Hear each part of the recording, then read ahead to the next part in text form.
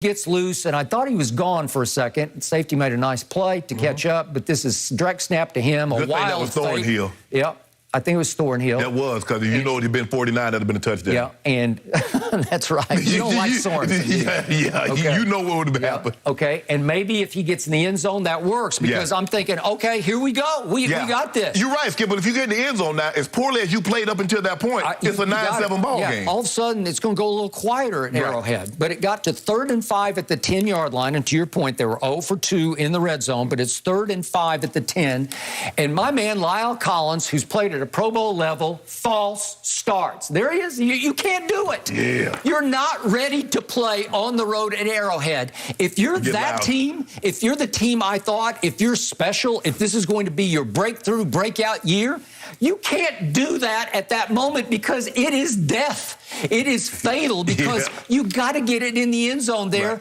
to just show that we can stand up. And instead, no. They're not going to convert 3rd and 10, right? And they didn't convert 3rd and 10 from the 15, and they had to take a 33-yard field goal to make it 9-3, right? Yep.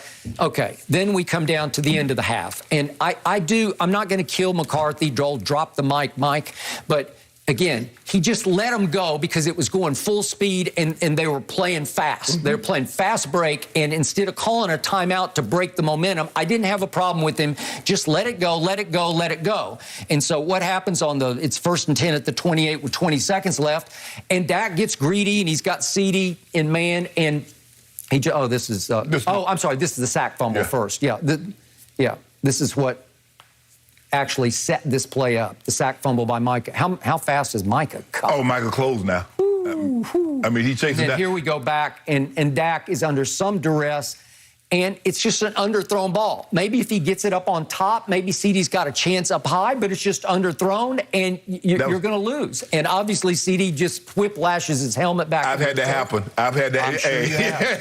It hurts. It hurts. And he's concussed. Yes. He was woozy walking off the field at halftime. So the point is, Micah makes a play, and do you capitalize? No. No. You don't even get a field goal out of it. If you get points, Skip, a game that's been dominating in the first half by Kansas City, you got some momentum going into the half. Now, you do lose. Now, Kansas City is going to get the ball coming out at the half, because this is what Mike McCarthy, he believes so much in his offense, Skip. He normally takes the ball. If he wins the toss, he normally takes the ball, because he has confidence in his offense. I agree. Most teams defer because they want the ball coming out in the second half. But Mike likes to take the ball because of his offense. He wants Dak to have the ball early. Okay. So now we get down to 3rd quarter, still a ball game, and there's one controversial play that went against my team, one really bad call, and it's 3rd and 5 at the 12. This is 9:33 left in the 3rd quarter, and it's throw to Gallup at the goal line, and it's just pretty blatant pass interference, and nobody calls it. And Joe Buck and Troy immediately said, well, that looks like pass interference to me, because he grabbed him and held him, and Gallup was furious over it. Okay, it's a bad day at the office already, and somehow the refs aren't going to give you any breaks anyway. If you get that call and you score, you get it 1st and goal at the 1 and get a touchdown there, well, all of a sudden it could be 16-10, and it would feel a lot different than 16-6. Am I right? But here, you're right. But we also saw Van Der Esch do the exact same thing, face guard the running back, and that could have easily been called defensive pass interference. This is in the end zone, so this is a game changer. Are you sure you would have scored from there? From the considering how you guys were moving the ball yesterday, are you certain that you're going to get the ball in the end zone? Considering Ezekiel Elliott has hit the late season wall. He hit no walls. He just doesn't look the same anymore. Well, he just doesn't. Look at what happened yesterday to Zeke. Did he do anything? Help me out. No, he had 9 for 32. Play-by-play. 9 of 32. 9 for 32. That's 3.6 yards a carry. He looked like he was running in Cabo sand to me. Am I right? If you subtract Tony Pollard, 31 yards on a trick play. If you subtract it, my team ran 15 times for 51 yards. You like that? That's barely more than 3 yards per carry. Well, Skip, if you watch the game to see the way the game was played out, they were saying, you know what?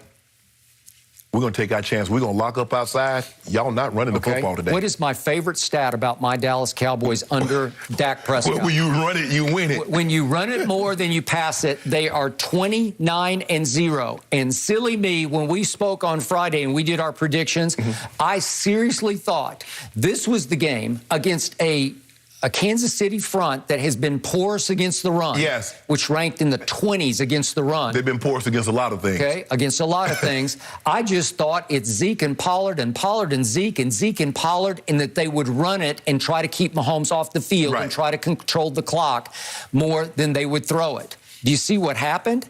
It was 43 passes to 16 runs, 43 to 16, and it was still a fairly close game. So you can't tell me you fell behind 28-0, then you got me. Okay? You're still close enough in the ball game that you can run the ball. You're still kind of hanging in there because there's no explosion from Mahomes. It's not exploding. He's not just going up and down the field. It's still a football game. But, Skip, it seems to me that, like, when they get down by 2 scores, and I'm not talking about 14 points, I'm not talking about 16 points, I'm talking about 10 points or 9 points. It seems like they panic and they abandon the other part of their offense and just says, okay, Dak, throw. At 9-0, at 16-6, you're still right in the ball game, Skip. Still right in the ball game. You don't have to go back and drop back and throw. But, Skip, I thought if you go back and look at, and I campaigned for this, I said, I love the Chris Jones. I say, but Chris Jones can't be your defensive end. I say he's most disruptive. I say he's extremely quick for a DT. I say they moved him back inside he's average quick for a DN. And Skip, he whipped everybody. He gave it to Zach Martin. You know he was going to give it to the center. They just moving him up to find somebody. Find a weak link and have at it, Chris Jones. And he showed you why I believe he's the second best defensive tackle in football behind Aaron Donald. Yesterday is why you pay a guy that kind of money. Okay, now back to the sequence in the fourth quarter. Again, should have been called pass interference on Gallup, but it still leaves you 4th and 5 at the 12. And I thought, drop the mic, just go for it, because it just felt like it was teetering on, we got to cash. Because if you cash, again, you make it 16-10, and instead, nah, I'm going to take the field goal, which shocked me because he is go for the throw. Oh, yeah. Okay, and so you make it 16-6. So now let's go a little later into the quarter. Let's go down to 9:43 left in the fourth. This is 1st and 10 at the Dallas 41, and he gets Cedric Wilson free. Dak escapes, and he has to kind of throw it off the wrong foot here. But he's escaped. He's gone for a touchdown. Dak underthrew that by about 10 yards to me. And again, maybe he just couldn't get enough on it. Maybe it's the wind is a big factor. It's kind of hard to judge when you're moving forward. I got it. But so you're like, I don't want to overthrow him, but he underthrew it. He underthrew it. This is another play where you can turn the noise down, man. If you get this up and Cedric catches it, and he's capable, man. Well, if he throws it out there, Skip, it's a touchdown. It's a touchdown. If you just get the ball up to Cedric, he's not very big, but he had a couple of yards. And he had to stop and come back and fight just to save the interception, which he did. But if he's free, all of a sudden, guess what the score is? Wait a second. That would have made it 19-16. Okay? Well, now is it not a game? Absolutely. Now you put the pressure really on Kansas City to execute their offense. And then negative Cedric was in that last-ditch drive, and I don't think this would have mattered that much, but it's 2:24 left in the game. It's 1st and 10 at the Dallas 22. Dak threw a good ball to Cedric and just hit him right in the hand. That hit coming. You know what's coming, Skip. I know. You know what's coming. You know. Exactly. Okay. And hit him right in the hands, but you got to suck it up and catch this. Is it going to change the world? No, it's not going to change it because you're still down 19-9 at that point. Playing cover 2 here. Okay. Like, I don't want that. Which leads to the final throw of the game, and I can't put this one on Dak because Chris Jones made another play. He got his hand up, and he got his hand on the ball. If we could see the final interception, and this closes the books on the Dallas Cowboys. But I'm not so sure that wasn't going to be picked anyway, Skip, because I don't know. I think he looked like he was throwing it to 17, but Swede was going to uppercut it anyway because they playing 2-man. It looked like they're playing 2 trail. Yep, I got it. Well, they're playing 2. They're playing straight 2. Okay. So the point is, Dak Prescott had another miserable game on the same order of the Broncos game, which was at home against an inferior opponent. This is on the road against a superior opponent. Doesn't it remind you of the game in New England? The 9 points and how the opportunities were there. You mean back in 2018? 2018. Yes. Dak Yes, or Philadelphia. Yeah, when they had opportunity after opportunity, and you felt that they could just make one play. If they could just get one play, now all of a sudden it's going to turn the momentum in their favor. And for whatever reason, they weren't able to make that play. Skip, I thought their defense was outstanding yesterday. Once they settled down, because, they hit them with the big drive right down the field, and then they come right back and get another, make it 9-0. Yep. But I thought once they settled in after that, the defense played really, really well. And Michael Parsons, Skip, man, I told you. I said, now somebody, you know what? A lot of people didn't really understand. Are we going to play him off the ball? Are we going to be a pass rusher?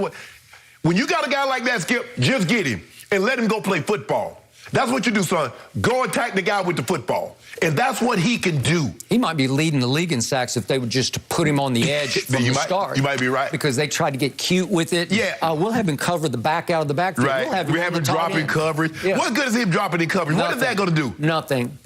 And obviously, I'm down both my starting defensive ends. There's no DeMarcus Lawrence. There's no Randy Gregory. And they're not going to be ready to play by Thursday. Right. And then there's no Amari. And now there's no CD for Thursday. Right. So I know the Raiders have just fallen on their faces. Yeah, somebody put a hole in the pirate ship, Skip. It's sinking. Something happened, and they got rocked at home by Cincinnati yesterday. But they are still dangerous because of the quarterback. And I just don't know that I love my chances even against the Raiders because we're just decimated. Now we're shell-shocked. You should feel good because you are at home. So that should give you some consolation. You don't have to travel. They're going to have to come to you.